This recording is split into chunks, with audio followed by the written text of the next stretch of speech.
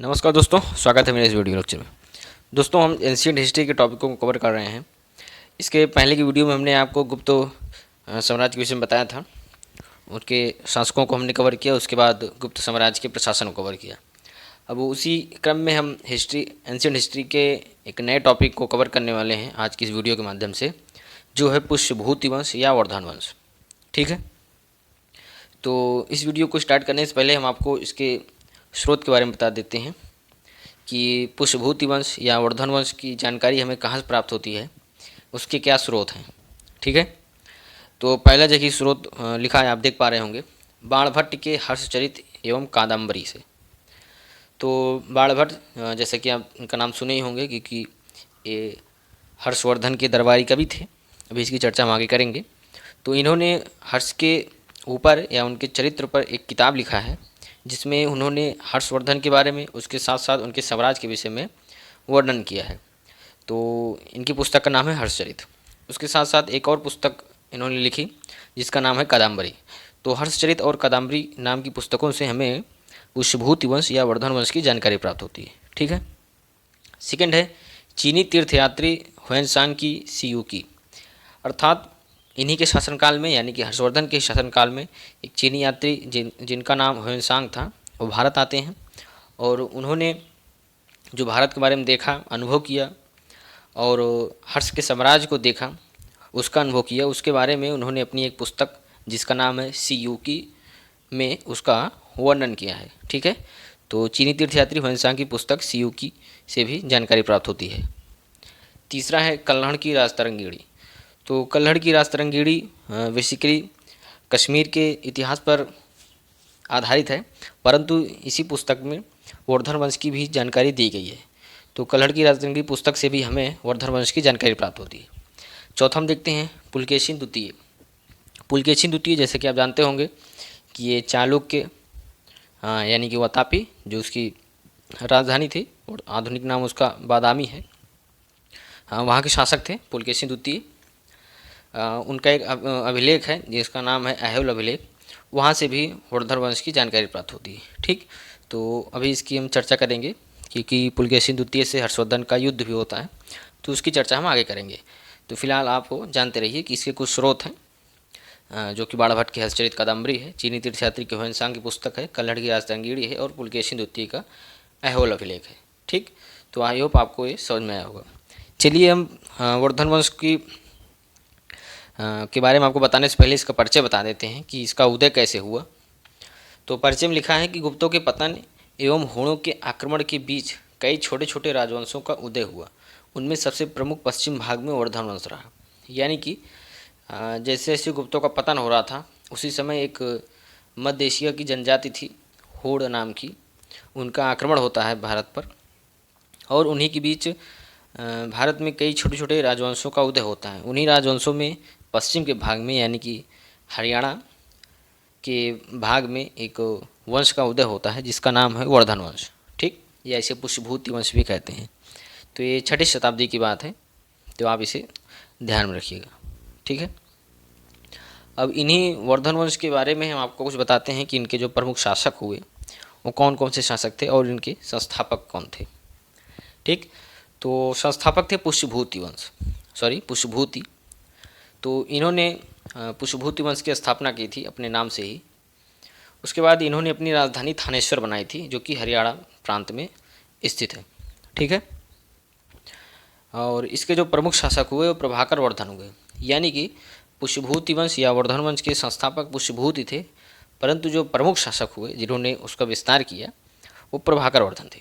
ठीक है, तो इन्हीं के नाम से वर्धन वंश भी पड़ा है, और इसके पहले पुष्यभूति ने इसकी स्थापना की थी तो पुष्यभूति वंश पड़ा। तो आप दोनों इसे याद रखिएगा। ठीक है, तो प्रभाकर वर्धन के 2 पुत्र और 1 पुत्रियां थी। 2 पुत्र राजवर्धन और हर्षवर्धन थे और पुत्री एक राजश्री थी। ठीक, तो इसमें राजवर्धन का बहुत विशेष महत्व तो नहीं है, हर्षवर्धन का है, क्योंकि हर्षवर्धन ने ही साम्राज्य का विस्तार किया। ठीक, तो उन्हीं के बारे में हम पढ़ेंगे, राजवर्धन को हम ऐसे आपको बता देंगे। तो चलिए पहला हम देखते हैं हर्षवर्धन के बारे में। तो हर्षवर्धन का शासनकाल 606 ईस्वी से लेकर 647 ईस्वी तक रहा। ठीक है, चलिए इनसे जुड़े पहले पॉइंट को हम देखते हैं। तो हर्षवर्धन के पिता प्रभाकर वर्धन एवं माता का नाम यशोमती था। तो अभी हमने आपको बताया है कि प्रभाकर वर्धन के 2 पुत्र और 1 पुत्री थी। तो उनमें से हर्षवर्धन जो थे वो छोटे पुत्र थे और बड़े पुत्र राजवर्धन थे। तो इनके पिता का नाम प्रभाकर वर्धन हो गया और माता का नाम यशोमती था। ठीक है, चलिए इनसे जुड़े दूसरे पॉइंट को हम देखते हैं। दूसरा पॉइंट है, पिता की मृत्यु के पश्चात राज्यवर्धन गद्दी पर बैठे। राज्यवर्धन की मृत्यु के बाद हर्ष गद्दी पर बैठा। ठीक, तो जब इनके पिता की मृत्यु हो जाती है तो इनका सबसे बड़ा यानी कि प्रभाकर वर्धन का सबसे बड़ा पुत्र राज्यवर्धन सिंहासन पर आसीन होता है। परंतु जब बड़े भाई की मृत्यु हो जाती है तो छोटे भाई का ये दायित्व बन जाता है कि वह सिंहासन को संभाले। तो हर्ष गद्दी पर बैठते हैं और समय रहता है 606 ईस्वी। ठीक, यानी कि 606 एडी में। तो नोट के माध्यम से हमने यहाँ कुछ मेंशन किया है, चलिए उसको देख लेते हैं। लिखा है यहाँ पर कि हर्ष संवत का प्रारंभ हुआ, यानी कि जब हर्षवर्धन गद्दी पर बैठते हैं यानी कि सिंहासन पर आसीन होते हैं तो उसी समय इन्होंने एक संवत चलाया यानी कि एक कैलेंडर प्रकाशित किया जिसका नाम था हर्ष संवत। तो ये प्रकाशित हुआ था 606 ईस्वी में। ठीक, तो आप इसे भी ध्यान रखिएगा। थोड़ा हम रिकॉल कर लेते हैं। इसके पहले हमने आपको विक्रम संवत और शक संवत के बारे में भी बताया था। विक्रम संवत जो कि एक उज्जैन के राजा थे जिन्होंने शकों को पराजित किया था और विक्रमादित्य की उपाधि धारण की थी। तो उन्होंने कैलेंडर जारी किया यानी कि एक संवत चलाया विक्रम संवत, जो कि 57 या 58 ईसा पूर्व है। ठीक, और शक संवत जो कि कनिष्क ने जारी किया था अपने राज्याभिषेक के समय 78 ईस्वी में यानी कि 78 एडी में, जो कि भारत का राष्ट्रीय संवत है या कैलेंडर है शक संवत। तो आप इसे ध्यान में रखिएगा। ठीक, तो अभी तक हमने शक संवत देखा, विक्रम संवत देखा और ये हर्ष संवत देखा। और यदि आपको याद हो तो हमने गुप्त काल में भी एक संवत देखा था जिसका नाम था गुप्त संवत, जो कि चंद्रगुप्त प्रथम के द्वारा जारी किया गया था। ठीक, तो आप इसे भी ध्यान रखिएगा, पूछा जा सकता है एग्जाम में आपसे। चलिए इनसे जुड़े हम तीसरे पॉइंट को देख लेते हैं। तीसरा पॉइंट है, राजा बनते ही हर्ष ने शशांक और देवगुप्त से बदला लेने की प्रतिज्ञा की तथा अपने बहन की सुरक्षा के लिए वह कन्नौज की तरफ बढ़ा। तो चलिए इसे आपको हम समझाने का प्रयास करते हैं कि हर्ष ने ऐसी प्रतिज्ञा क्यों की थी और अपने बहन की सुरक्षा के लिए वो कन्नौज की तरफ क्यों बढ़ा। तो इनकी बहन का नाम था राजश्री, जिनका विवाह कन्नौज के मौखरी वंश के राजा गिरिवर्मा के साथ हुआ था। ठीक, कन्नौज जो कि उस समय बिहार और उत्तर प्रदेश के प्रांत में पड़ता था, तो वहाँ के राजा थे गिरिवर्मा, उनके साथ उनकी बहन का विवाह हुआ था। परंतु होता क्या है कि गिरिवर्मा की हत्या मालवा के शासक यानी कि उस समय मध्य प्रदेश में उसकी स्थिति थी, आज की स्थिति मध्य प्रदेश में उसकी पड़ती है। तो वहाँ के शासक थे यानी कि मालवा के शासक थे देवगुप्त, उन्होंने गिरिवर्मा की हत्या कर दी और राजश्री को बंदी बना लिया। तो जब यह राज्यवर्धन को ये बात पता चलती है तो वह अपनी बहन को छुड़ाने के लिए देवगुप्त के ऊपर आक्रमण कर देते हैं और देवगुप्त को मार डालते हैं। परंतु रास्ते में लौटते समय शशांक जो कि बंगाल का शासक रहता है गौड़ वंश का, तो क्या करता है वो राज्यवर्धन की हत्या कर देता है धोखे से। तो इस तरह से हर्ष ने अपने भाई को भी खो दिया और अपनी बहन जो कि पता नहीं था कि वो उस समय जीवित है कि नहीं है, तो उसकी सुरक्षा के लिए और अपनी प्रतिज्ञा को पूरी करने के लिए कि मैं शशांक को युद्ध में पराजित करूंगा या उसे मार डालूंगा, तो ऐसा करने के लिए वो प्रतिज्ञा करते हैं और इसके लिए वो कन्नौज की तरफ बढ़ते हैं। तो बाद में शशांक से हर्ष का युद्ध होता है और शशांक को हर्ष पराजित कर देते हैं यानी कि उनकी हत्या कर देते हैं और अपनी बहन को कैद से छुड़ा लेते हैं। ठीक है, तो ये कुछ कहानियाँ थी जो कि किताबों में आपको मिल जाएंगी। चलिए इनसे जुड़े हम चौथे पॉइंट को देखते हैं। चौथा पॉइंट है कि उसने कन्नौज की अपनी राजधानी बनाया और शासन प्रारंभ किया। तो कन्नौज जो कि हमने आपको बताया है कि गिरिवर्मा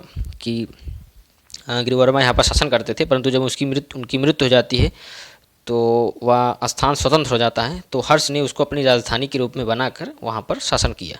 ठीक है, तो इस तरह से हर्ष ने अपनी राजधानी कन्नौज का बनाया। ठीक, तो इनसे जुड़े हम अगले पॉइंट को देखते हैं। हर्ष को भारत का अंतिम महान हिंदू सम्राट कहा जाता है। वह बौद्ध धर्म के महायान शाखा से प्रेरित था। तो यहाँ पर हर्षवर्धन को भारत का अंतिम महान हिंदू सम्राट कहा जाता है। तो फिलहाल ऐसा कहना उचित नहीं है, क्योंकि यदि हम दक्षिण भारत में बात करेंगे तो वहाँ पर भी कई हिंदू सम्राट हुए, परंतु ऐसा कहा जाता है तो ठीक है। और जो इनका धर्म था वो लगभग बौद्ध धर्म से ज़्यादा प्रेरित थे, बौद्ध धर्म की महान यान शाखा से प्रेरित थे। ठीक है, तो आप इसे भी ध्यान रखिएगा। अगला पॉइंट हम देखते हैं। अगला पॉइंट है, इन्हीं के शासनकाल में हुएन सांग 629 ईस्वी में भारत आया था। 645 ईस्वी में चीन वापस लौट गया, कुल 15 वर्षों तक भारत में रहा। तो हमने आपको बताया ही था स्रोत के रूप में कि वंशांग शासनकाल में भारत आता है, तो उसका समय था जब वह भारत आया तो उस समय 629 ईस्वी चल रही थी, यानी कि 629 AD में वह भारत आया था और वह 645 ईस्वी में चीन वापस लौट जाता है। तो वह कुल 15 वर्षों तक भारत में रहा। तो एग्जाम के पॉइंट ऑफ व्यू से थोड़ा इंपॉर्टेंट बनता है, पूछा जा सकता है कि आपसे कि ह्वेनसांग भारत में कितने वर्षों तक रहा, तो आपको बताना है 15 वर्षों तक भारत में ह्वेनसांग रहा। चलिए इससे जुड़े अगले पॉइंट को हम देखते हैं। अगला पॉइंट है हर्ष और पुलकेशिन द्वितीय के बाद नर्मदा नदी के तट पर युद्ध हुआ। तो हमने आपको बताया था कि हम आपको पुलकेशिन द्वितीय के बारे में कुछ आगे बताएंगे। तो ये वही पॉइंट है कि यहाँ होता क्या है, जब हर्ष उत्तर भारत पर अपना साम्राज्य स्थापित कर लेते हैं तो वो दक्षिण भारत पर भी अपना साम्राज्य स्थापित करने के लिए आगे बढ़ते हैं, परंतु चालुक्य वंश के राजा पुलकेशिन द्वितीय वहाँ पर राज कर रहे थे और उन्होंने नर्मदा नदी के तट पर हर्ष को रोका और दोनों के बीच युद्ध होता है और अंत में हर्ष की पराजय होती है और हर्ष वापस लौट आते हैं। ठीक है, तो आप इसे ध्यान में रखिएगा। अगला पॉइंट हम देखते हैं। अगला पॉइंट है बाणभट्ट हर्षवर्धन के दरबारी कवि थे। तो एग्जाम के पॉइंट ऑफ व्यू से इंपॉर्टेंट बनता है कि बाणभट्ट किसके दरबारी कवि थे, तो ये हर्षवर्धन के दरबारी कवि थे, ठीक, जिन्होंने हर्षचरित और कादम्बरी नामक की पुस्तक लिखी थी। अगला पॉइंट हम देखते हैं। 670 ईस्वी में एक अन्य चीनी तीर्थयात्री सिंह भारत आता है। तो जब हर्षवर्धन का शासनकाल समाप्त हो जाता है तो उसके बाद एक अन्य चीनी यात्री भारत आता है, तो वो आता है 670 ईस्वी में, ठीक। तो मैं आपको एक चीज़ और बताना चाहता हूँ यहाँ पर कि जो ह्वेनसांग भारत आया था ये बेसिकली नालंदा विश्वविद्यालय, जो कि उस समय शिक्षा का केंद्र बना हुआ था, बहुत बड़ा शिक्षा का केंद्र था, तो वहाँ पर वो अध्ययन करने आता है और उसके साथ साथ कुछ बौद्ध ग्रंथों को वो संग्रहित करने के लिए भारत आता है। तो कभी कभी एग्जाम में पूछा जा सकता है आपसे कि ह्वेनसांग भारत किस लिए आया था, तो आप बता सकते हैं कि वह भारत में अध्ययन करने के लिए आया था और बौद्ध संग्रह एकत्रित करने आया था। ठीक है, तो लास्ट पॉइंट हम देख लेते हैं। लास्ट पॉइंट लिखा है यहाँ पर कि हर्ष ने संस्कृत के 3 नाटकों नागानंद, रत्नावली और प्रियदर्शिका की रचना की। तो आप इसे भी ध्यान रखिएगा कि हर्ष के बारे में कहा जाता है कि हर्ष की तलवार में जितनी धार थी उतना उसके कलम में भी धार थी। तो इसका परिचय हमें यहीं से प्राप्त होता है कि इन्होंने 3 नाटकों की रचना की, वो भी संस्कृत में, जिनका नाम है नागानंद, रत्नावली और प्रियदर्शिका। तो आप इसे ध्यान में रखिएगा, ठीक। कुछ विद्वानों में मतभेद भी है इसके बारे में कि कुछ लोग कहते हैं कि ये किसी दूसरे के द्वारा लिखा गया था और हर्ष ने उस पुस्तक पर अपना नाम लिखवाया है। तो इसमें कुछ मतभेद है, फिलहाल आप जानते रहिए, ठीक है। तो चलिए इनसे जुड़े हम कुछ प्रशासन के बारे में देख लेते हैं कि इनका प्रशासन कैसे था। तो पहला पॉइंट है कि हर्ष के समय साम्राज्य में कानून व्यवस्था अच्छी नहीं थी, डकैती को दूसरा देशद्रोह माना जाता था। तो इनका प्रशासन बहुत ठीक ठाक नहीं था। आप देख ही सकते हैं लिखा है यहाँ पर कि इनके साम्राज्य में कानून व्यवस्था अच्छी नहीं थी, यानी कि चोरी वोरी होती थी, डकैती पड़ती थी। तो यहाँ पर देख सकते हैं कि डकैती को देशद्रोह माना जाता था, दूसरा देशद्रोह, ठीक। तो इसका साक्ष्य हमें ह्वेनसांग से ही प्राप्त होता है, क्योंकि ह्वेनसांग जब भारत आता है तो उसका सामान जो है लूट लिया जाता है लोगों के द्वारा, तो उन्होंने ही इसका वर्णन किया है, ठीक है। सेकेंड अब देखते हैं।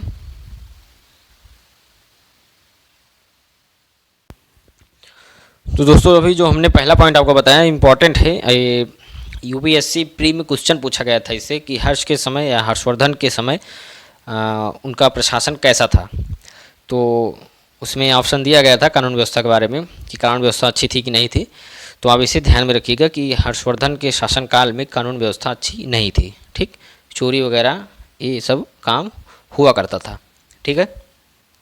सेकेंड पॉइंट हम देखते हैं कि दस्तावेज जारी कर अधिकारियों को भूमि अनुदान देने का श्रेय हर्ष को जाता है, यानी कि हर्षवर्धन पहला शासक था जिन्होंने कागजी कार्यवाही के माध्यम से अधिकारियों को भूमि अनुदान दिया, यानी कि भूमि को दिया।